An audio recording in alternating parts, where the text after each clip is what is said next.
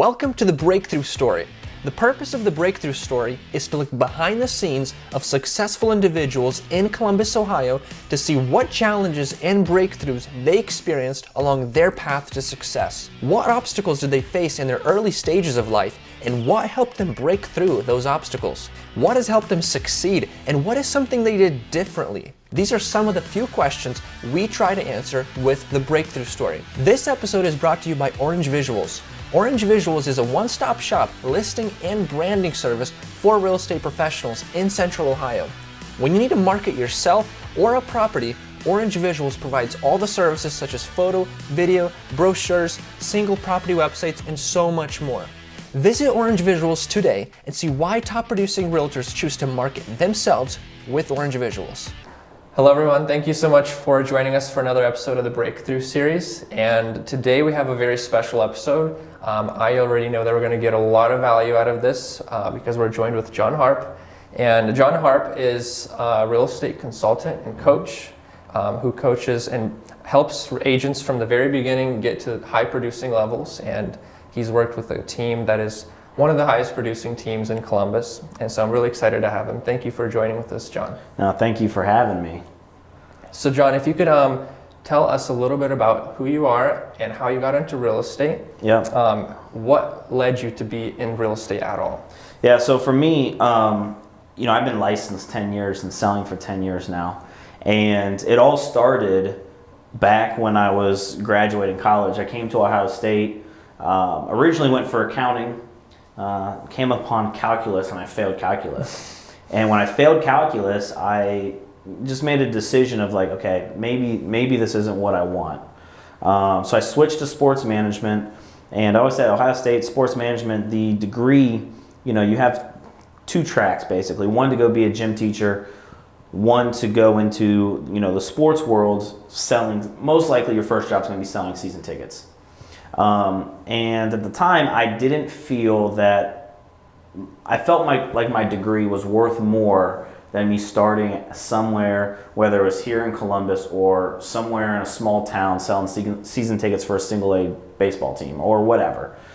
And, I didn't want to go and work 60 to 80 hours a week, barely making any money. Mm-hmm. So there's a lot of things that happened at that time, but HGTV was becoming popular with the flipping shows. Growing up, my parents always bought older homes and we always worked on them. We always fixed them up. It wasn't necessary to flip them to make money, but I kind of had some of that experience and kind of liked, transforming a room or a house or whatever. So I was like, hey, if I'm going to sell real estate, I want to learn flipping. I might as well get into real estate and learn the sales side of how real estate works. Now I have no sales experience, no real estate experience, nothing. Mm-hmm. And I did a Google search and I just found random people, random real estate agents, whoever popped up on that first sheet of Google. Mm-hmm. I just started sending them emails. And one of them was Tracy Chambers, okay, who was the team leader for Keller Williams Consultants. She's the only one that responded back to me. Yep, in Dublin. She's the only one that responded back to me. She's the only person I met with.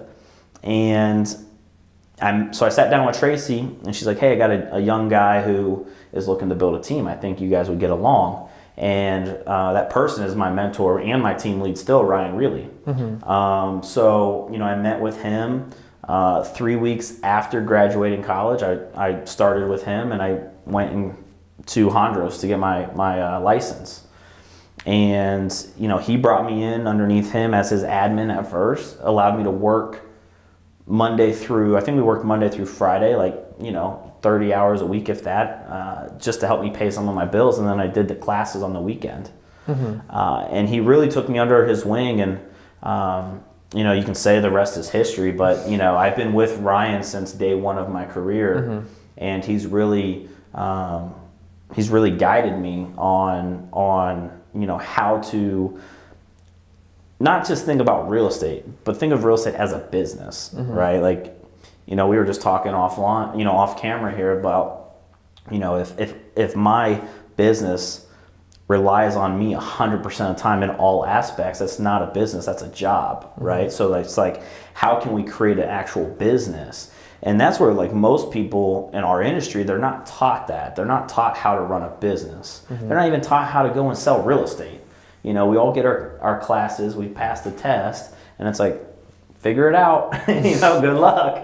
So, you know, I've been very blessed, you know, blessed that Tracy responded to me, because if it wasn't for her, you know, I never would have met Ryan.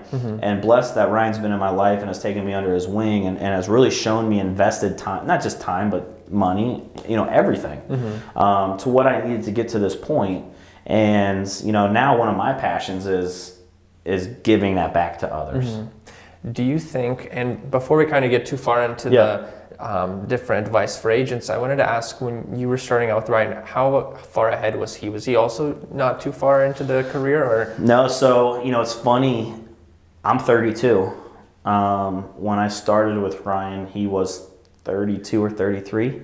So now I'm thinking like, oh man, could I bring in someone underneath me, you know, as a solo agent? At the time, he was a solo agent. He tried to build a couple teams before me.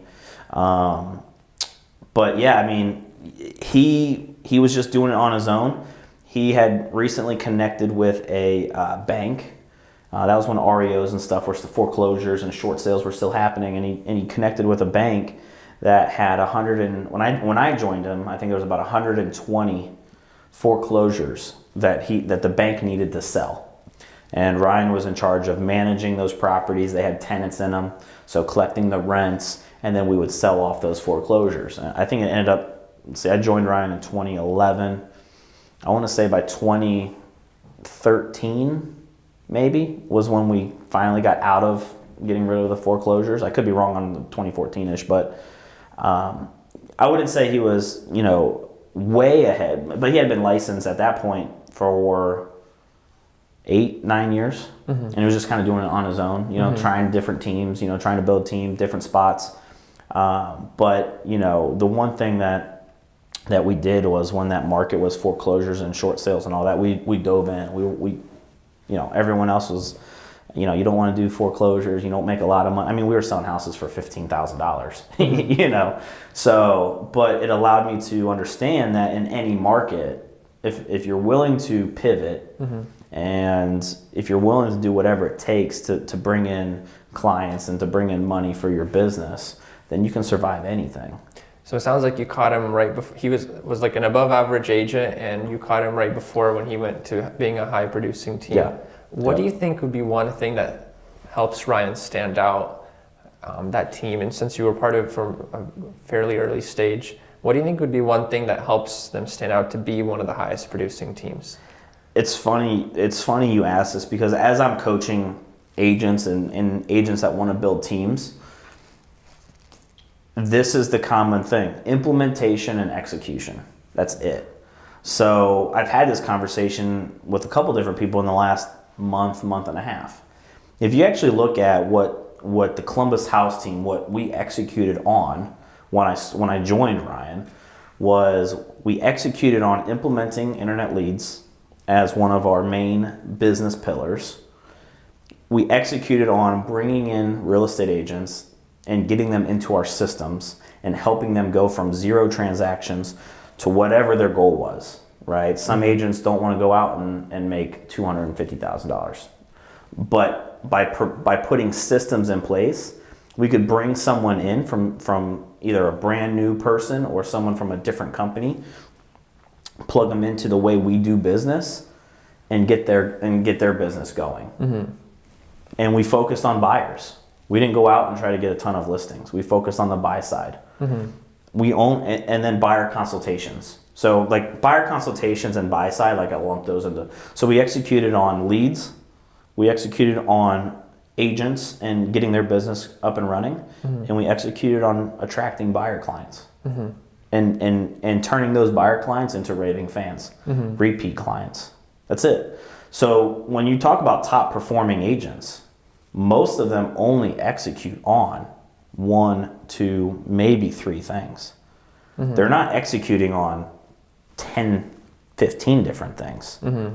They're executing on a couple things that produce the majority of their business. It's kind of like the 80-20 rule. So it's like a 2 or 3 very specific parts of their business that you have systems to do it well, like a rinse and repeat kind of Yep. strategy. Yep. And do it over and over again at scale. Yep. So for us, the mindset was, how can we turn the Columbus House team into a franchise? What systems do we need? What tools do we need? And who are the people that we need to run it? Right? So that way, when you plug someone new into it, they already know how everything operates. We're not reinventing it every time someone comes in, right? It's the same thing for every agent as they joined our team. But you got to get the systems dialed in, right? And then, executing on those systems. So when you said bringing in a new agent, so assume a new agent comes in to the Columbus House team or even to you, and maybe let's say they've been trying real estate and it's not been working out, or maybe it's another agent that's been doing it for a couple years and they're doing okay, but they want to do even better. Sure. What is the first thing you're going to tell them to improve on or to do most of the time? Get in and be around as much real estate as possible. See, like what I found over the last 10 years in helping agents build the momentum to get their business going is they need to be in and doing and thinking real estate as much as possible. So what's great about our industry is time flexibility, right, within our day. The bad thing about our industry is time and flexibility, within our day. I could last week I was in Las Vegas. Didn't really do any real estate, didn't have any coaching calls. It doesn't affect me last week or this week. It's going to affect me 3 months from now. See, when you work a 9 to 5, if you miss a week, guess what? Your paycheck next week's short. It's lower than what you're used to. In real estate, we don't have that. It's, I can take today off, no big deal. I'll just make up for it tomorrow. And then tomorrow, I woke up a little bit later, no big deal, right? I'll just make up for it. And then you never make up for it.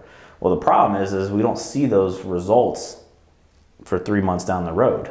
So agents are like, oh yeah, I got complete flexibility. I can do whatever I want. Yes, that's part of it. But if you do that so often, you're not going to have the results of helping clients and closing deals. So for me, when an agent comes to our team, it's, hey, I'm going to get you calling leads, right? I don't teach the contracts until they get to the point of writing a contract. I need you to get calling leads to get you comfortable with real estate conversations, right? Language, all of those things. You're going to be shadowing agents on our team, whether that's showings, listing appointments, open houses, and that's all we're focusing on. I'm going to get you in and doing as much real estate as possible.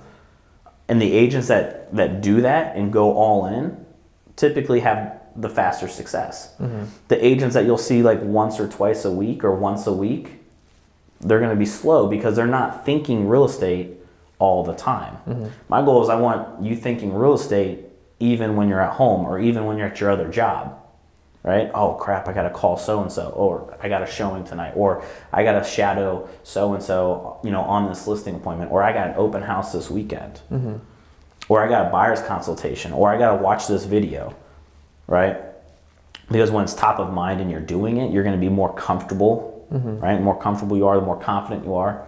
And the more confident you are, then you'll do it over and over and over again. So part of like being around real estate conversations a lot, that's going to be, I guess, a big part of lead generation. And on that topic, what do you think is the biggest factor when it comes to being efficient and well at generating new leads? I think the biggest thing that agents struggle with is they think they have to do it all, right? Like, I got to go do mailers, or I got to go do open houses, or I got to generate internet leads, or I got to go door knocking. For me, it's pick 2 or 3 business pillars that you want to do. Your sphere of influence has to be one, right? Personally, I think internet leads needs to be 2, right? Because you need some, and we can get into it, but you need some predictability and it needs to be duplicatable. And then the third one can be, what is your personality and what do you enjoy doing? So for me, I built my business only on Boomtown leads in the beginning because I'm not from here. I was 22. The friends I did have, we weren't buying houses, right? So for me, internet leads was a way for me to build my business. And then as I did that year 1, year 2, year 3, then I started getting referrals and then past clients. And now my business is mostly sphere of influence, right? So, your sphere of influence needs to be one, and there's ways that you can, stay top of mind without always, what I say, puking real estate on them. Internet leads needs to be, I think, another component. And then the third one needs to be like, what do you enjoy doing? Some people enjoy meeting strangers, go to networking events, right? How can you be in front of as many people that are thinking real estate so you can have those conversations? Open houses, right? Seminars, buyer seminars, seller seminars. Put yourself in that position. Me, you can't catch me at a networking event. It's not my personality. It's not who I am, right? I'm not good at meeting strangers and just starting up a conversation like that. But internet leads, you get me there all day, right? But most people want to try to do everything. The whole point is if you enjoy it, you'll do it consistently. Anything in real estate works. There's so many different ways to generate business and clients in our industry. The problem is we're not consistent at it because we don't like it or we're not comfortable with it. And I'm not saying internet leads is for everyone, right? But you can go and make a ton of money and find clients doing open houses every weekend. It will work for some and it won't work for others. Be true to who you are and your personality. And then it's just finding those activities to put in place to be consistent with it. Is there anything you see in agents consistently that they do wrong in lead generation? You mentioned some things they should do, and obviously not doing them would be one of them. Yeah, they don't understand lead sources and the sales cycle based off of the lead source. So they don't give that lead source enough runtime to actually see business come from it. For example, internet leads, on average, it takes 6 to 12 months to convert, right? So if someone joins my website today, on average, 6 to 12 months before they close. Some will close sooner, some will close longer. We have an $850,000 listing. It should be closing this month. That lead originally came into our Boomtown account 9 years ago. Wow. As a Craigslist lead, and I looked this up because it's crazy. From a Craigslist lead that we posted about a foreclosure in Whitehall 9 years ago. The guy owns a local business here. He didn't start buying houses from our team until about 3 to 4 years ago. And he's bought, I think, 4 through us. And this last one he bought was a flip. Bought for 200s, completely did the whole thing. $800,000 listing, right? Most agents don't have the patience, right? So when Ryan and I think about doing a new lead source, trying to attract a business, we give everything a minimum of 6 months. We're not judging this until we've done it for 6 months. Okay. Most agents don't give it enough runtime to see the momentum. And it's not even sales. Momentum, right? Okay, I'm going to try Realtor.com leads. We're going to give it 6 months. I don't need sales necessarily in the first 6 months. But do I have active buyers that I'm actually out looking, talking to? And if that answer is yes, then cool. I know I'm just going to keep building on that momentum. Ryan has never turned off our internet leads one time, 1 month. They've never been shut off. We've been running leads since I joined him in March of 2011. We started Boomtown, I think around November, December of 2011. We have never shut our leads off, ever. We may have slowed them down, right, or ramped them up, but they've never turned off. So like when agents are trying new things, they're not understanding the sales cycle behind it. I know if I go do an internet lead, I need to give it 6 to 12 months before I can really judge it. Mailers, sending out to a neighborhood typically will take 1.5 years, 2 years to start to see traction. So then it's, do you have the patience, and then do you have the capital to let that ride? Same thing with like open houses, right? Like you may go do an open house and you may get no one through. We'll go do a second open house, then go do a third, and then go do a fourth. And then if you start doing those activities over a 3, 6, 9 month window, you're going to start seeing law of averages. right? So if I'm doing, 4 open houses a month, and on average I'm bringing in 50 people, and on average I'm getting 1 client a month, well, there's your math. Now, then the question is, how can I scale this? How can I do 8 open houses, bring in 100 people, and get 2 clients a month? And I'm just making up those numbers, right? But that's the idea. Because then once you get to the point in your business where it's all business, my coach always tells me, business is just math. And when you can remove the drama, the emotion behind the math, then the question is, how can I scale? How can I do 12 open houses a month? If that's your thing, right? How can I do 12 open houses a month? Or how can I bring in more people? Maybe I only have to do 4 open houses a month, but how can I bring in 100 people on the 4 instead of 50 people on the 4? I have a question. I guess the one follow-up question with what you mentioned earlier, if there is such a lead time of maybe 6, 9 months, 3 years, and if you're meeting with hundreds of people throughout the year, all at different stages of that, what is the best way? Because I feel like, and I can imagine for any business, especially in real estate, there could be a person that could buy a year down the road, but if you forgot about them or they went through the cracks and you forgot to follow up with them, how do you make sure that you keep track of all those people? That's a lot of moving parts without going crazy. Yeah, you need a CRM. Obviously the biggest thing is a CRM to stay in front of your database. But then I break them down into really three different main categories. Top 100. For a lead to be put in my top 100 category, they have to tell me that they're buying or selling in the next 12 to 18 months. What's top 100? Like top 100 leads or? Okay. That's just kind of something that our team did, right?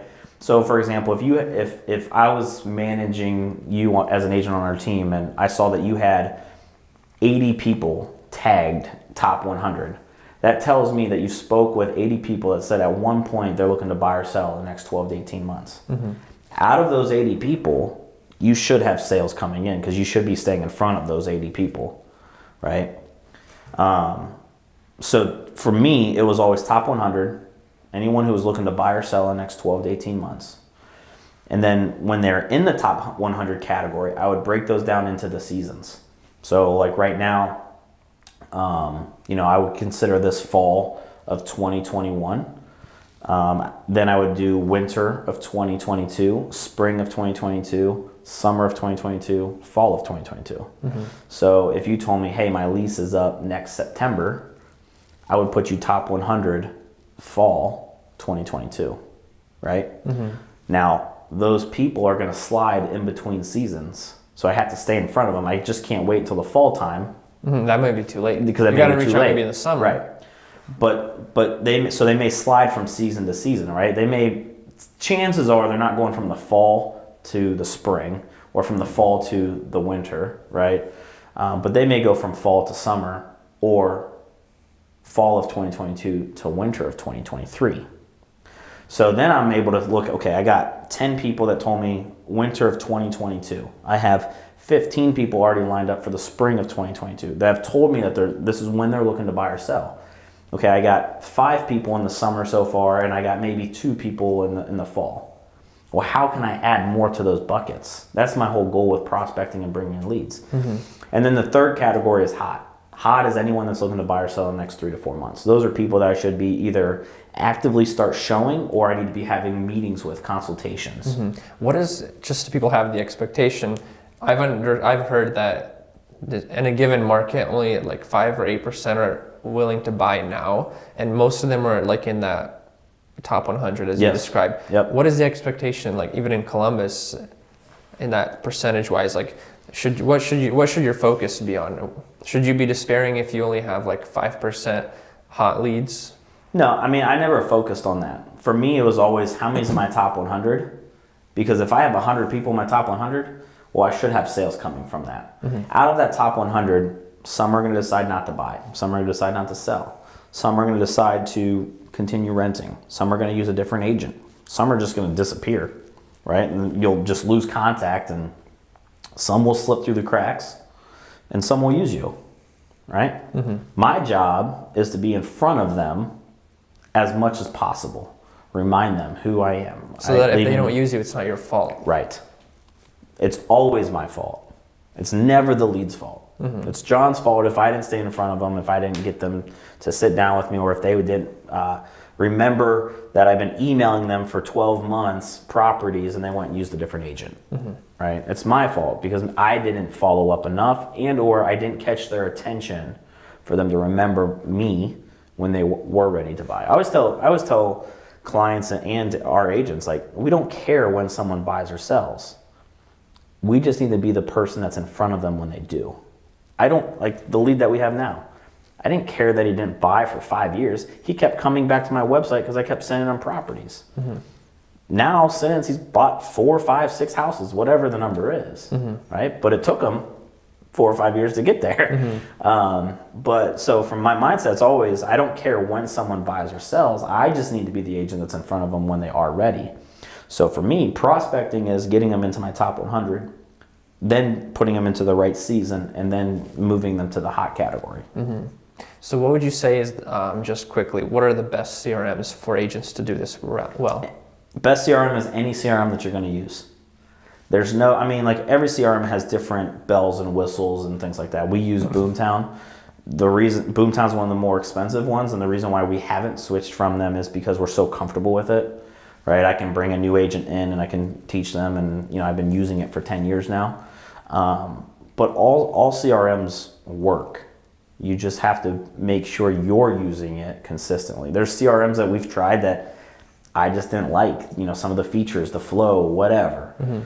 It's not that they didn't work, it just didn't work for me. I mean, a paper and pencil would work too. Paper and pencil works, right? Like any CRM, it's how, the question is, what are the best tools to, like I always say, Boomtown is, the number one feature on Boomtown is the search. We need to get every single lead on a home search, because from there I can see exactly what they're looking at, what they like, have they calculated a loan on, have they printed a flyer, have they emailed it to someone. I can see when they come back to the website, right? But if I'm not in my database, if I'm not in Boomtown, it doesn't matter, right? An agent needs to be in their CRM every single day, multiple times a day. Most won't do that. Before we move on to the next category of kind of management, and I wanted to ask, it seems like for lead gen, the internet leads are some of the more, mysterious ways of getting clients. It may be more confusing to people. What are some good tips you have on getting internet leads, and how to kind of, once they've either filled out a form or whatever it may have been, to kind of get in front of them, that first contact? I think internet leads get a bad rap because people don't understand, right? Like, you can't tell me internet leads don't work.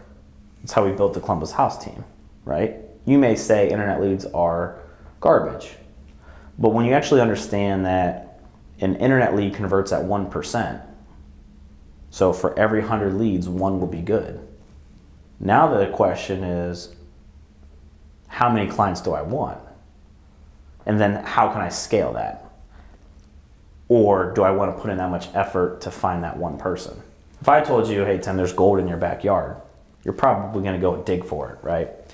But when I say, hey, there's a lead in your database that's possibly worth $6, $9, $12, $15,000 in commission, and all you have to do is just call these leads, agents don't do it. It's like they want the instant gratification, right? They want the referral, and we all want the referrals, right? That's the best form of business we can do. But when I can say, hey Tim, every single month, if you generate 100 leads and you're going to have one client, your job's just to call through those leads and find that one person, then you can start your business can start being predictable. It's like, if that backyard is the database and that gold is the commission, then your shovel and pickaxe would be your phone. Your phone consistency of using that CRM to like sift through all those leads. Exactly. And then the question is, do you want to put in the effort to do it? And then I think the top teams are the ones that can automate it or systematize and have someone else do it consistently, so that it's not falling through the cracks. Exactly. It's like you even get sick, you go on a trip to Las Vegas or whatever it may be. Yep. So, and leads are always coming in, right? But back to the point, 1%, right? When I said business is just math, I know I have to generate 100 leads for one client. Now, I don't know if that client's going to buy in 3 months, 12 months, 5 years. But when you take out the drama, my coach calls it the drama, the emotion behind 99 no's, or people saying, hanging up on you, leave me alone, not looking, not answering, whatever, to find that one, when you take out the drama, the emotion behind it, then it's just a game. It's how many leads can I generate to get more clients? So kind of moving on, there's that time of you've generated those leads and you're following up with them. Can you talk to the point of that middle portion of like the fulfillment of the service? Because every business, including or the agent's life, has the fulfillment side of things. What are some things you see agents doing wrong consistently that you'd say is a big factor? As far as the service to the client, or like just like giving because essentially you're selling a service. The experience of it. How do you make? Is that a big part of being an agent? Because the service will be what brings them back. Sure. Yeah, I think my mindset was always, how can I turn this lead into a client and this client into a friend? So by the end of the transaction, I want them to be my friend. Because if they're your friend, they're going to refer you friends, family, coworkers, whoever. We use raving fans is the term. You know, how can I turn them into a raving fan? Someone that's going to speak highly of you. And a lot of it's like just making sure we're doing things in the right steps, the right order, and creating the authority figure and trust with that person, right? So if you're just a lead in my database, you don't know me. Right? I'm just some person that's sending you properties, right? Now I have to build the rapport by the follow-up and all of that, the trust by staying in front of them. And then when you're ready to start looking, right, now you're going to see how I interact. Am I on time, right? Do I show up early? You know, am I giving you the service as far as making sure, I'm walking you through the house and advising you. I think one of the things that agents don't do a lot of is buyer consultations. You know, they're afraid to stop someone from looking in order to sit down with them and go over exactly programs and services that you offer a client. Here's the process it's going to take for you to buy a home. Here's some of the things we're going to see and terminology we're going to talk about as we go through this home buying process. You know, that hour to hour and a half meeting with that potential buyer can be a huge difference in a lot of things for you. Even building the loyalty for a buyer. The loyalty, like, hey, you know, I want to make sure that you know that earnest money is this, and typically it's this amount, and it's going to cost you X amount to pay for your your home inspection. Oh, and you're going to have an appraisal to pay for. Oh, and that's on top of any closing costs and your down payment, right? So and then when you start throwing in what you provide them as a client, right? Do you have a moving truck or a trailer? You know, do you provide, you know, an attorney, you know, a real estate attorney for the future? Or do you have a partnership with the CPA? You know, are you willing to give them, like for us, like, you know, we do things like we have a power washer any of our clients can use. We have an air compressor that our clients can use. We have a moving trailer that they can use. You know, are you really articulating even the small things? You know, are you really articulating the small things to show why you're different than the next agent and why it's a benefit for that client to work with you instead of someone else? What do you think right now is one of the biggest things that could be a value add? Because there's so many little things you can do. Do you have things that you saw, because I know you're in connection with even agents through other markets. Do you know of any interesting things that agents do to bring extra value to their clients that you haven't really seen? Yeah, I mean, you know, bringing value is the biggest thing. I mean, I think for me, it's just making sure we're executing on service and being the expert. Right? Like, especially in this market when you got multiple offers, you know, are you calling the listing agent ahead of time and saying, hey, you know, obviously I know that your sellers want the best price, but are there any other terms or anything else that they want to see in an offer that would win, right? You know, just getting that's a 15 minute conversation. But if you can deliver the seller every single term that they want, and then I'm doing my job for my client. Now it's up to my client to decide if they want to do those things, right? Because they may say yes to this, yes to this, yes to this, no to that. But that's where I come in as far as negotiations. You know, making sure, hey, is this one thing that we say no to a deal breaker, right? Having that communication up front with that listing agent.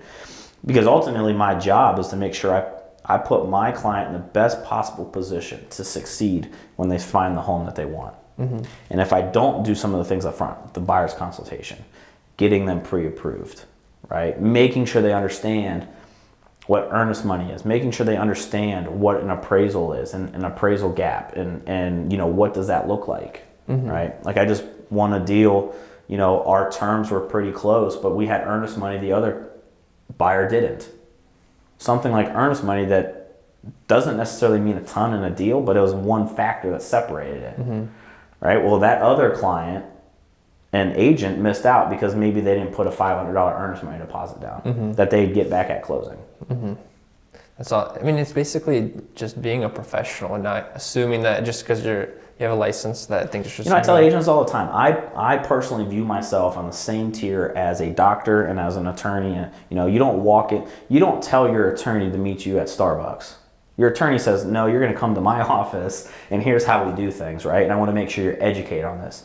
The doctor's office, right? You're going to them most of the time. You're going to them, and you're going to meet certain people before you even meet with the doctor. You're going to meet with the receptionist, then you're going to meet with the nurse, and then the doctor's going to come in, talk to you for 5-10 minutes, right? And tell you what you need. That's kind of how I view real estate, right? Like, hey, you're going to meet with me. We're going to go over this process, and then you're going to get pre-approved, right? And you're going to talk to the lender. We're going to make sure that's squared away, and then we're going to start looking at homes. I think another interesting and very valuable point is that once you do these buyer consultations and you get all the like dominoes lined up in a way, it even sets you up for success, because there's some things that they might not be doing correctly that kind of cause you to fail, and it's not even your fault, but it makes you look bad either way. Yep. And so you kind of set yourself up for maximum success. Yep. Brian Smith, he's a local lender. He was a client of mine, and he coaches agents and lenders too. And you know, he told me one thing that, I mean, this was probably 4 years ago. He had a saying that what begins well ends well. If we do everything right in the beginning, typically we're not going to have any issues right at closing. So my job is to make sure, and I tell my clients this, my job is to make sure I put you on the path to success. The worst thing I can do is show you a house that you don't qualify for, that you absolutely fall in love with. Or the worst thing I can do is get you into contract, and 3 days before closing, something happens because of financing or whatever, and you've already told your apartment that you're moving out, and now you can't buy the house, and now you're totally homeless, right? That is the worst thing I can do for you as your agent. So sometimes we need to take a step back to take 5 steps forward. So it may be my job to say, hey, we need to stop. We need to look at this. We need to put a plan in place for you to be successful. So all these things sound, in theory, very practical, and I mean, they all make sense, but I imagine in the real world, agents obviously don't do a lot of these things. What do you think is the biggest challenge or problem that prevents them from doing that? Anyone that knows me, I think our industry is broken. The real estate industry as a whole is broken, in the sense of we all get our license and they just, here you go, right? And it doesn't matter the brokerage. Every brokerage has training. You know, every brokerage at this point typically has a quote unquote mentorship program, right? But what agents need, in my opinion, what agents need is more one-on-one training. I'm going to take, you know, an hour out of my day every week to make sure that I'm checking in on you to make sure you're doing what you're supposed to be doing, right? Whether that's, hey, you're going to go with me on a showing. Hey, we're going to talk about the listing paperwork. Hey, we're going to make phone calls together. And I think like most brokerages, right, we all have training, but it's one-to-many. And the people that thrive in the one-to-many are probably going to thrive in real estate anyways, right? Like they're just the go-getters, the doers, the whatever. You find someone like myself, like I tell everyone this, if it wasn't for Ryan, I would not be in real estate. I'm not that go-getter. I'm not that person that's going to figure it out on my own. I needed someone to say, hey, John, this is what we're doing. These are the leads. You're going to call through here. Oh, hey, today I'm going to go, collect rent from tenants. You're riding with me. Hey, I'm going on this listing appointment. You're coming with me. Most people need that. But most brokerages, because you have to scale with numbers, offer only the one-to-many. They don't do a one-on-one weekly call with their agents every single week. Sometimes it's impossible, right? Especially at bigger brokerages. And I think that's the biggest thing is like if we can get to the point where you almost create like an apprenticeship. Like, hey, you're stuck to John and you're following him for 3 months, right? Like you may do showings for him. You may, have to write up a contract. You may have to be his assistant, essentially. And I think if we went more that route, our failure rate would change. Our failure rate's 87% by the end of year 2. And it doesn't even have to be that way. So real estate's not complicated, right? Like we like to make it harder than what it is. Would you say a factor of it is personal discipline? Personal discipline. See, a lot of people I believe a lot of people get into the business because they either want more money or they want more time. Or they want to get out of a career that they hate. Typically because they want more time or more money, right? But when you get into real estate, if you actually make more money, you typically have less time because you're busy, you're out showing, doing, with clients. Or if you have more time, you're typically not selling real estate. Now you can have both, but that's where you build a team. And then you got to scale, right? Like Ryan, he has both. But in the beginning, he worked, right? He didn't have 100% of his time. Then he went and we found each other, right? And then I took all of his buyers. So I just took half of his time, he gained more time by giving me buyers. And then it's, okay, let's go get a second agent, a third agent, a fourth. And some people don't want that. I wanted to expand on a point you mentioned, which is if you want to have more time and more money in real estate, you're going to have to build a team and to scale. I imagine some agents either don't get to that level where they want to get a team or they just don't want to be at that level. Sure. And I wonder, are there any tools they can use that could help them, I guess even like a CRM where it could help them manage all those moving parts, the sifting through leads, managing their current transactions, and then the referral side of things, something to manage all of that together. I don't know if you'll ever be able to be a one-man show and do that. Really? I think now when I say team, it doesn't have to be real estate agents, right? Like we've implemented a VA, a virtual assistant, in the last month and a half. They're helping us go through the leads, right? But if you're still going to be doing the showings and the listings and working with clients, there becomes a point where you're tapped out. You're either going to be tapped out or you're going to be burnt out, right? It's just a matter of time. And I'm not saying a team's for everyone, but then the question is, do I want to be on this grind every single day of my life? And that's for every agent to decide, right? Like for me, I never wanted to go and sell 50 houses a year.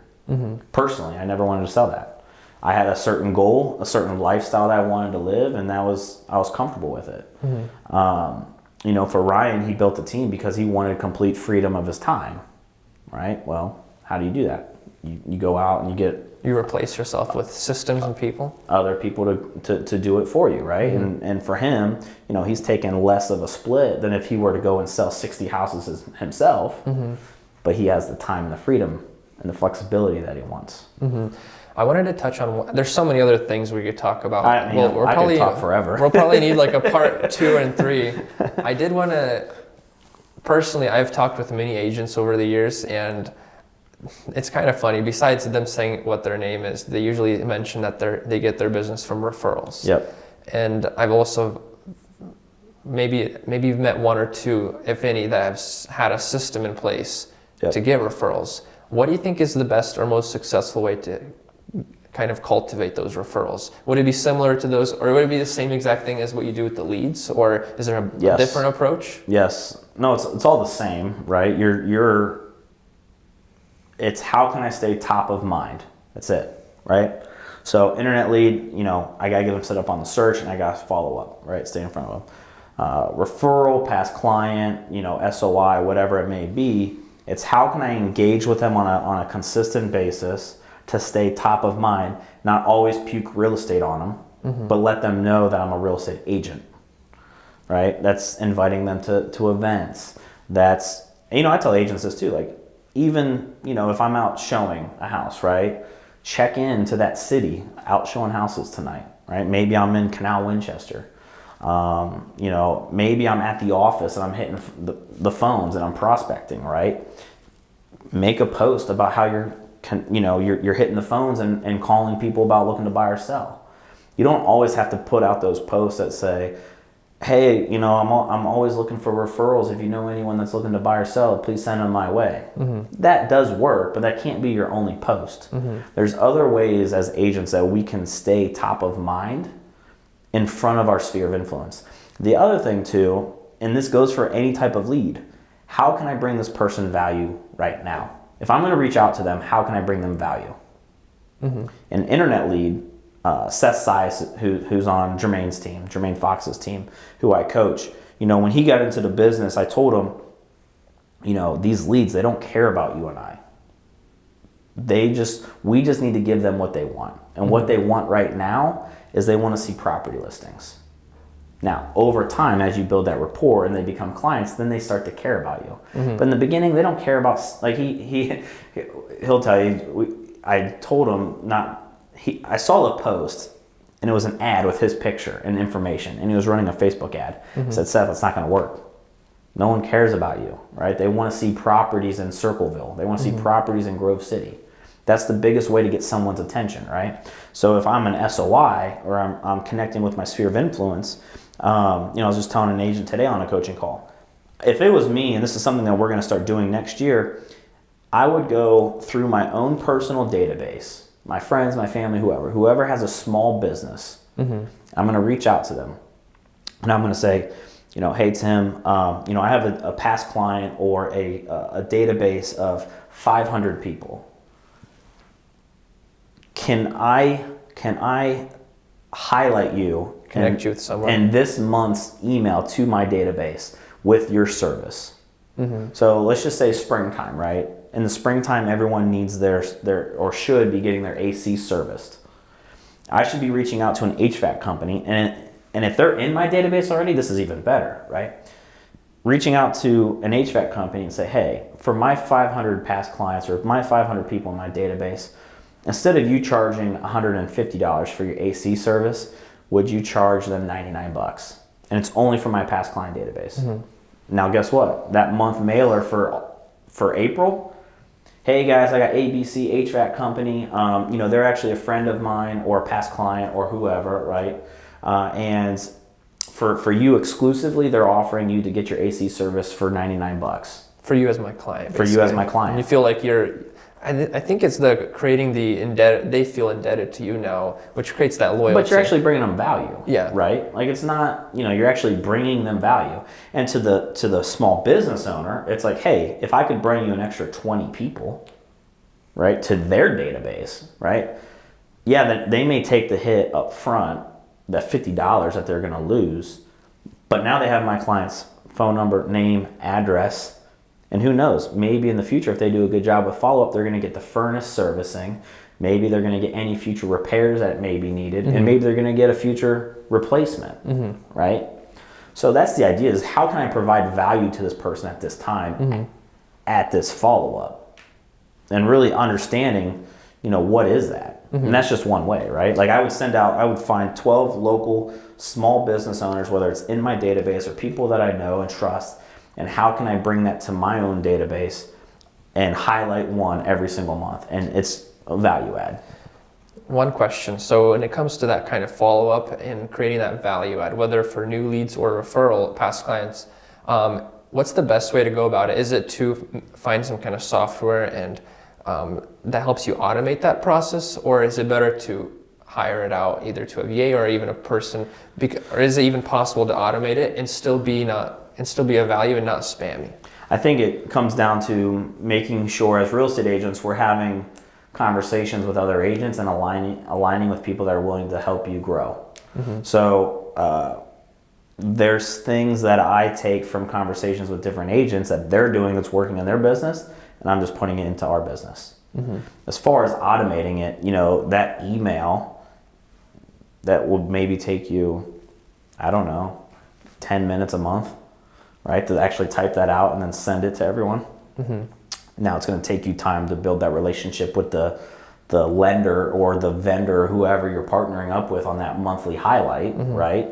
But what a great opportunity for you to go and meet the local business owner, right? Talk to them. Hey, I want to help you grow your business. I have a database and this is kind of what I'm thinking about doing.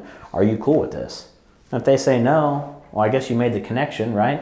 But I'm going to go find someone else that's willing to say yes, right?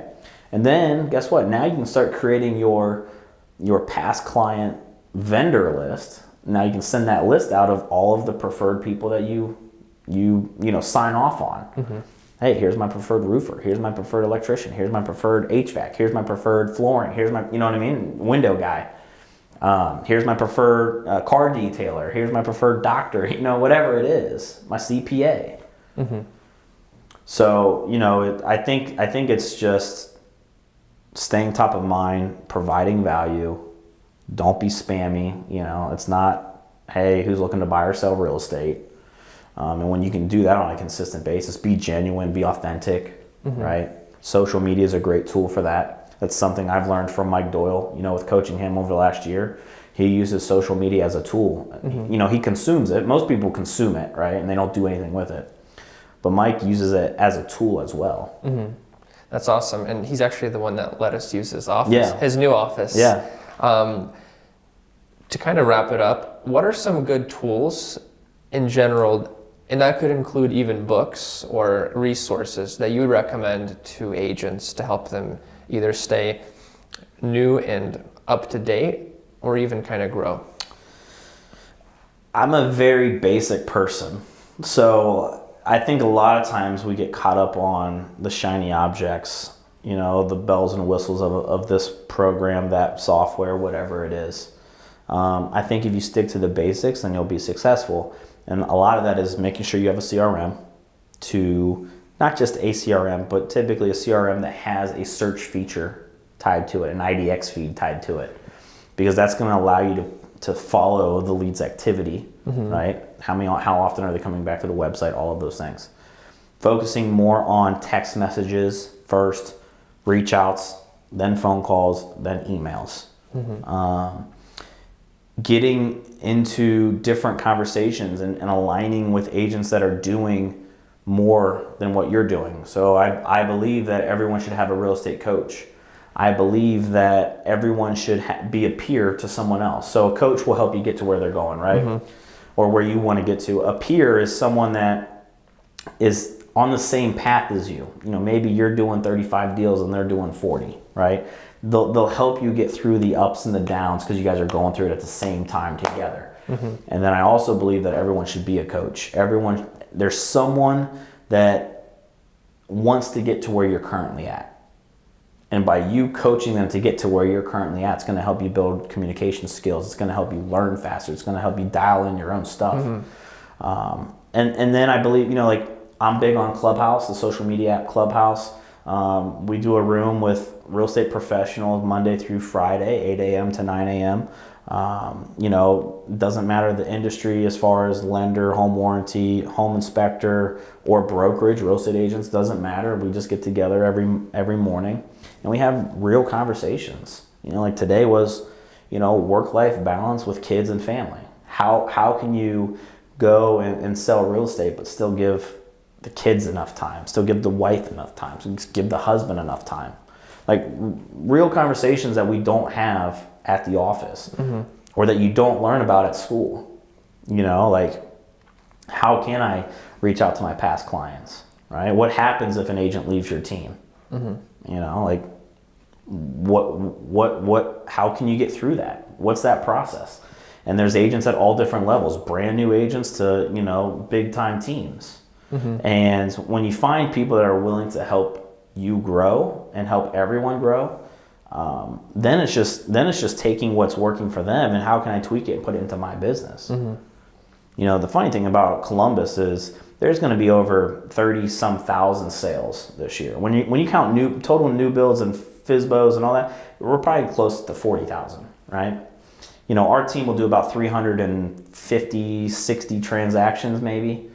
That's not even 1% of the market. Not even 1%. So most likely, I'm not going to compete with the majority of real estate agents on a listing or on a buy-side deal, right? So why am I afraid to share exactly what we did to grow our business with whoever? And when you get around people like that, then it's just unlimited, because then it just comes down to implementing it and executing on it. Yeah, you can only do so much on your own. You can't think so highly of yourself that you'll figure everything out. No one's inventing anything. Yeah. Right? Like, we're all just repurposing it and packaging it and putting it into our business. Any books that you recommend? Books. Or are you not a book guy? No, I love reading books. There's a couple that I've read this year that I really enjoyed. Work by Referral by Brian Buffini. That was one that I read this year. That will probably be one that I read on a yearly basis. There's a couple books that are, for me, like simple concepts that a lot of us overlook. That was one of them. Work by Referral. The other one is Power of Consistency. I forget the author's name off the top of my head. But again, the concept, you can't do the right things consistently and get the wrong results. That's basically what that book's about, right? Like, there's no way you can't do the right things consistently and get the wrong results. So I like that one. The Go-Giver is one that I read this year. We actually just had the author on our book club on Clubhouse, and again, being authentic, being true to who you are. You're going to attract people that are similar to you, right? Like, there's going to be times where, and you'll know it as an agent, right? Like, you go and you're working with someone, and it's just like, man, this is like pulling teeth, because you guys aren't in alignment on things, right? You don't see things the same way. But the idea is, just be true to who you are, be authentic, and you're gonna attract people. I'm trying to think of some of the other ones I read this year. I'm always big on like the 10X Rule by Grant Cardone, the Compound Effect by Darren Hardy. Again, simple things, right, that we can just focus on. We like to overcomplicate things. And the Major League Success book. Yeah, so Fast Track 120 is it's kind of weird. I call it a book, but it's really a guide, right? Most agents don't focus on the income producing activities that we need to do on a daily basis to bring in the clients, right? Because if we can bring in clients or leads or whatever, we can bring in the income, right? But we get distracted on, I got to become better at social media, or I got to become good at Canva, or I got to be this, I got to be that, right? And we don't focus on what we actually need to do. And that's where, just focus on your income producing activities, prospecting, reaching out to your sphere of influence, right? Calling FSBOs, for sale by owners, if you want to go after listings. If you actually just think about it, as a real estate agent, if you just hyper focus for 3 hours a day on income producing activities, you'll make well over 6 figures. There's no way you can do that 3 hours every day. I'm talking 15 hours a week. There's no way. You could do that with another full-time job if you really wanted to. 100%. And see, the most agents that I've been a part of that transitions from another career, the ones that hyper focused right after their job and knocked out their income producing activities, they got busy at night showing houses because they generated the clients, right? But it's the people that don't focus on those income producing activities. That's when they're like, well, I have nothing going on. Okay, well, let's look at what you're doing. We're not doing. Like we were talking off camera about like social media posts and stuff. For me, it's never top of mind. You know what I mean? So like, why would I would rather pay someone to do it for me, right? Why do I need to become good at that myself? You could outsource some things. Because it's not income producing. Right. In a way. It can. It can be, but like, it's not worth it compared to like calling There's a difference people. between a post, right? And then engagement. Engagement is more income producing than just posting something. You need both, right? You need the marketing, you need branding, you need all of that. But if the marketing and branding isn't bringing in any business, then what's the point, right? So like, we talked about engagement, comments on posts, direct messages, text message reach outs, phone calls, handwritten notes, right? And all of that's in Fast Track 120. Fast Track 120 is a daily success guide. Focus on these income producing activities every single day for 120 days. But it's to build the momentum, right? Because once you can get the momentum, it becomes a habit, and then you start getting clients. And so it's basically a guide of how to do those 3 hours of hyper focused activities. Exactly. And where could people get them? Just fasttrack120.com. one20.com. Awesome. I think it'll be of value to people, and I think even if they would just do what they've heard in this episode, that alone would help them to get at least a little bit further than where they are with whatever they're doing right now. Yep.